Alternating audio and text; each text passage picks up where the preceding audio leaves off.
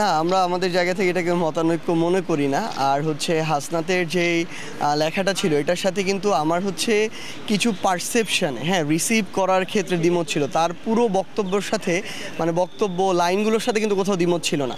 একটা জিনিসকে ওর জায়গা থেকে যেভাবে রিসিভ করেছে খুব স্বাভাবিকভাবে আরেকটা মানুষ আরেকভাবেই রিসিভ করবে, এটা মনে হয়। সেম একটা জিনিস আপনার যেরকম মনে হবে আরেকজনের ওরকম মনে নাও হতে পারে ওই জায়গা থেকে। কিন্তু যে বক্তব্যগুলো দিয়েছিল যে একটা হচ্ছে নতুন করে আওয়ামী লীগ, রিফাইন্ড আওয়ামী লীগের যে আইডিয়া, এই সামগ্রিক বিষয়গুলোতে কোনো দ্বিমত ছিল না। এবং আমরা আমাদের জায়গা থেকে স্পষ্ট করে আমাদের পার্টির পক্ষে যেটা বলেছি, আমরা ওই জায়গায় আমরা সবাই ঐক্যমত যে এখানে শুধু বাংলাদেশ সেনাবাহিনী না, এই বাংলাদেশে আর কেউ যেন আওয়ামী লীগের যে কোনো ভার্সনের গল্প না শোনায়। উৎসবে খুশি হবে নগদে বেশি, কারণ ঘন্টায় ঘন্টায় আছে গিফট জেতার সুযোগ। এবং দ্বিতীয়ত হচ্ছে আমরা আশা করব যে বাংলাদেশ সেনাবাহিনীর প্রতি আমাদের যে রেসপেক্টের জায়গাটা আছে সেটা প্রতিষ্ঠান হিসেবে তারা ধরে রাখবে।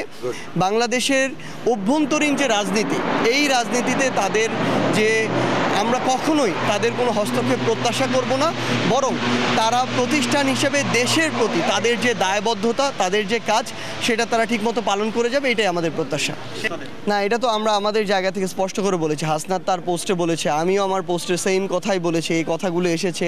এবং আমরা আমাদের পার্টির পক্ষ থেকে যখন প্রেস ব্রিফিং হয় তখন আমরা এই কথাগুলো উল্লেখ করেছি। এবং আমাদের ভিতরে যেভাবে আপনারা দেখাচ্ছেন যে মতানৈক্য, আমরা মনে করি এটা কোনো মতানৈক্য না, এটা স্বাভাবিকভাবে যে যার পারসেপশনটা তুলে ধরেছে। তবে আমরা অ্যাজ এ পার্টি হিসেবে সামনে আরও ভালোভাবে ফাংশন করার জন্য এই বিষয়গুলো নিজেদের ভিতরে আরও সুন্দরভাবে আলোচনা করে আমরা সেভাবে প্রকাশ করব।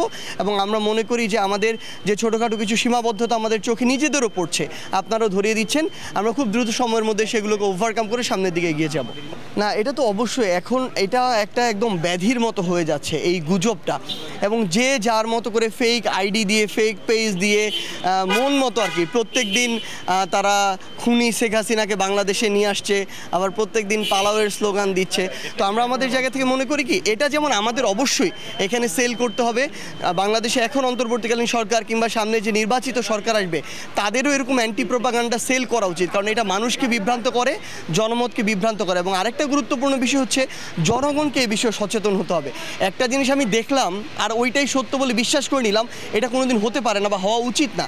একটা খবর একটা নিউজে এসেছে মানে ওটাই শতভাগ সত্য, এটা মনে করা উচিত না। সব কিছুর প্রোস অ্যান্ড কোনস আছে, এইটুকু যেন আমরা যাচাই করে আমাদের সিদ্ধান্তগুলো নিই।